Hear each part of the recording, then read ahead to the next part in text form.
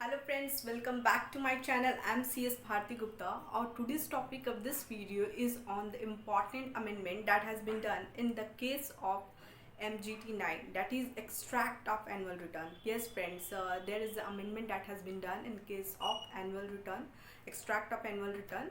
So that is MGT9. So what is that amendment? For knowing that one, you have to watch this complete video, because in this video I have provided what was prior amendment and what is the effects after amendment.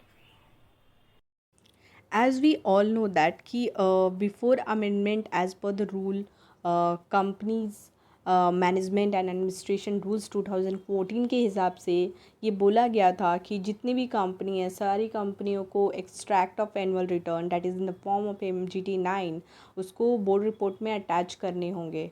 और अगर मान लीजिए किसी company का website है, तो उस case में उस कंपनी को copy of the annual return जो होते थे वो वेबसाइट पे देने पड़ते थे, एंड उनके वेब लिंक जो होते हैं उसको बोर्ड रिपोर्ट में देने पड़ते थे। ये ऑलरेडी रूल 12 में लिखा हुआ था। एंड ये भी पॉइंट दिया हुआ था कि जो एनुअल रिटर्न का कॉपी है उसको फाइल करना पड़ेगा रजिस्ट्रार को, जो भी फ़ी होगा आपको उस हिसाब से फ़ी पेमेंट करने पड़ेंगे।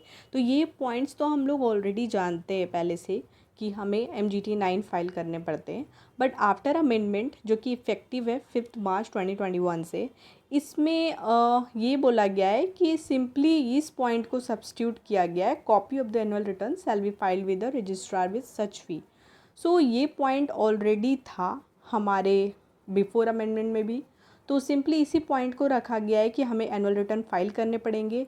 आफ्टर अमेंडमेंट में कहीं नहीं बोला है कि आपको एक्सट्रैक्ट ऑफ एनुअल रिटर्न जो अपने MGT9 में अटैच करते थे बोर्ड रिपोर्ट में, उसके बारे में कहीं नहीं बोला गया है। तो सिंपली हम लोग ये समझेंगे कि अब कंपनी को MGT9 जो है वो बोर्ड रिपोर्ट के साथ अटैच नहीं करने पड़ेंगे, ना ही कंपनी के वेबसाइट पे उसको पब्लिश करना पड़ेगा, एंड उसका लिंक जो है बोर्ड रिपोर्ट में देने पड़ेंगे।